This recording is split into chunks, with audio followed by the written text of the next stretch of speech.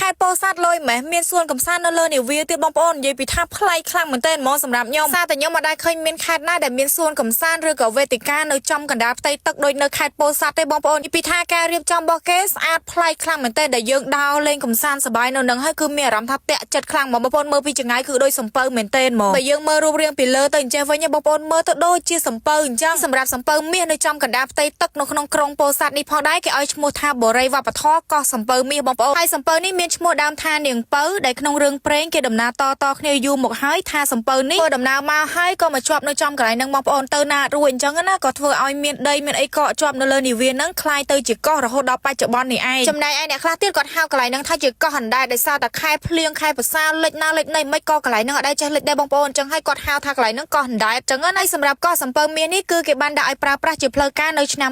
2009ដែលមានបណ្ដោយ280ម៉ែត្រនិងទទឹង48ម៉ែត្របងប្អូនធំមែនទែនហ្មងបើផ្ទៃកន្លាវិញគឺមានដល់ទៅ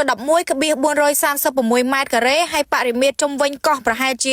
497ម៉ែត្របងប្អូននិយាយទៅធ្វើទីធ្លាមកធំមានទាំងវេទិកានៅចំចំណុចកណ្ដាលនៃនាវានឹងវិញគឺគេមានធ្វើស្ដុកអនុស្សាវរីយ៍ហើយបើនៅកន្ទុយនាវានឹងវិញគឺគេមានធ្វើបូជនីយដ្ឋានព្រះអង្គចៅសែនណាបងប្អូននិយាយទៅប្លែកមែនទែនហ្មងបើសិនជាមានបងប្អូនណាដែលគាត់នៅក្រុងពោធិ៍សាត់នឹងដែលផ្ទាល់ឬក៏អ្នកណាដែលគាត់អាសាជិះកាត់ចុះឡើងនៅម្ដុំហ្នឹងគឺច្បាស់ជាគាត់ឃើញច្បាស់នឹងភ្នែកថាស្អាតប្លែកពីខេត្តផ្សេងមិនខ្លះហើយសំខាន់នៅគៀនហ្នឹងគឺគេធ្វើជាដើរចុះឡើងដល់ទឹកហ្នឹងហ្មងបងប្អូនឃើញខ្ញុំចុះអត់គឺចិត្តដល់ទឹកហ្នឹងហ្មងហើយបើយើងក៏លេចមើលទៅក្បាច់ខាងគៀនសំពៅហ្នឹងបងប្អូនគឺមានកលុកកលាក់និយាយទៅធ្វើបានស្អាតមែនទែនហើយក៏មានការដាំដើមឈើមានសួនសម្រាប់ក្មេងលេងអីចឹងណាម្ដានៅនឹងឲ្យតែល្ងាចឡើងអីចឹងគឺមានបងប្អូនចាស់ក្មេងអីគាត់ទៅលេងទៅហាត់ប្រាណអីនៅនឹងច្រើនណាស់បងប្អូននិយាយទៅធូរអារម្មណ៍ដោយសារតែសំពៅមាសនឹងខ្លាំងមែនទែនហ្មងសូម្បីតែខ្ញុំទៅដល់ហ្នឹងក៏មានអារម្មណ៍ថាស្រស់ស្រាយដែរដោយសារតែវានៅជិតមាត់ទឹកវាធ្វើឲ្យយើងមានអារម្មណ៍ថាត្រជាក់អីចឹងណាតែបើសិនជាកលេចមើលទៅក្នុងទឹកហ្នឹងវិញបងប្អូនមានអារម្មណ៍ថាគួរឲ្យខ្លាចដោយសារតែទឹកវាធំហើយវាជ្រៅវាមើលទៅដូចខ្មួលចឹងណាបងប្អូនតែសុំសរសើរគេបកែកសាងដែរកសាងបានស្អាតអីចឹងទៅប៉ុន្តែទោះបីគេបានក